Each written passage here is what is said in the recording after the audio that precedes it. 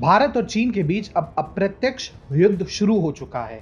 जब से चीन ने लद्दाख क्षेत्र के गलवान घाटी में भारतीय सेना पर हमला किया है, तब से ही दोनों देशों के बीच तनाव और बढ़ गया है। भारतीय सेना पर हुए हमले के बाद पीएम मोदी ने भी कहा है कि सेना का यह त्याग खाली नहीं जाएगा। भारत में एक और जहां चीन के सामानों का बॉयकॉट आधिकारिक तौर पर शुरू हो चुका है, तो वहीं अब तिब्बत के लिए भी भारत में आवाजें उठनी शुरू हो चुकी है।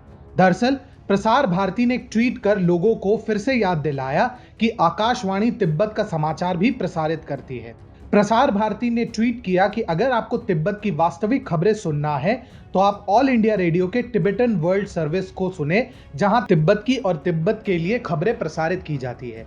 हालांकि ये कोई नई प्रथा नहीं शुरू हुई है, लेकिन प्रसार भारती द्वारा इस मुद्दे को ऐसे समय में उठाना सरकार के रुख को दर्शाता है जब भारत और चीन के बीच कुछ भी सामान्य नहीं है। ऐसा लगता है कि अब केंद्र सरकार देश में तिब्बत के लिए उठने वाली आवाज को चीन तक पहुंचाना चाहती है और उसे याद दिलाना चाहती है कि उसने तिब्बत क्षेत्र को हड़प कर रखा हुआ है।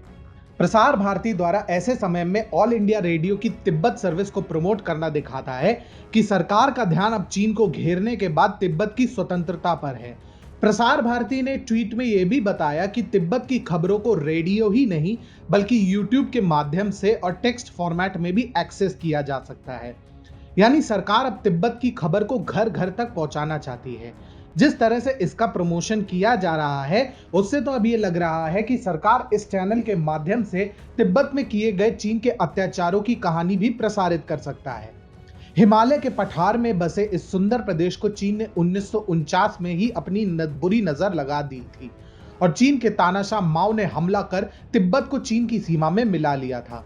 आज जो हांगकांग में हो रहा है उसे पूरी दुनिया देख रही है और सुन रही है, लेकिन जो तिब्बत में हो चुका है और हो रहा है उसे कभी किसी ने नहीं सुना। अब हो सकता है AIR के माध्यम से चीन की काली करतूतों का सच भी बाहर आएगा और लोगों को बताया जाएगा कि किस तरह से चीन ने तिब्बत पर हमला किया था और आज भी तिब्बती भिक्षुकों के साथ क्रूरता करता रहता है। बता दें कि चीन के हमले के 10 वर्ष बाद 1959 के मार्च माह में तिब्बत के आध्यात्मिक और राजनीतिक प्रमुख दलाई लामा ने चीन के डर से भारत के हिमाचल प्रदेश के शहर धर्मशाला में शरण की मांग की और निर्वासित तिब्बती सरकार की स्थापना की। चीन ने इसके बाद तिब्बत में जो अत्याचार किया वह किसी दर्दनाक कहानी से कम नहीं है। वर्ष 1958 से 1962 तक चीन ने सांस्कृतिक क्रांति के नाम पर 10 लाख से अधिक तिब्बत के लोगों का कत्लेआम किया और 6000 से अधिक बौद्ध मठों को तहस नहस किया। तिब्बत का चीन में एकीकरण के नाम पर किया गया ये अमानवीय कृत्य का विश्व को पता भी नहीं है। अगर इन सभी कहानियों का प्रसारण होना प्रारंभ हुआ तो चीन के प्रति रोष कई गुना बढ़ जाएगा। चीन ने तिब्बत में जबरन गर्भपात, नसबंदी और शिशु हत्या जैसे कुकृत्यों को अंजाम दिया है जिसका कोई अंदाजा भी नहीं लगा सकता है। चीन के विरुद्ध एक्शन के क्रम में AIR पर प्रसारित होने वाले टिबेट वर्ल्ड सर्विस का प्रमोशन लोगों को जागृत करने और तिब्बत के प्रति परसेप्शन बदलने के लिए एक बेहतरीन कदम है। इससे न सिर्फ विश्व और भारत में तिब्बत के बारे में बातचीत होगी, बल्कि तिब्बत की कहानियां भी सभी के सामने आएंगी। आज जैसे जैसे हांगकांग के साथ विश्व खड़ा है, वैसे ही कल तिब्बत के साथ भी खड़ा दिखाई देगा, जिसके बाद चीन के पास आखिरकार इस क्षेत्र को स्वतंत्र करने के अलावा कोई रास्ता नहीं होगा। नमस्कार मित्रों, मेरा नाम है अतुल मिश्रा और मैं आशा करता हूं कि यह वीडियो आपको अच्छा लगा होगा। हम 2012 से ही भारत में सोशल मीडिया पर राष्ट्रवाद और हिंदुत्व की अलख जगा रहे हैं।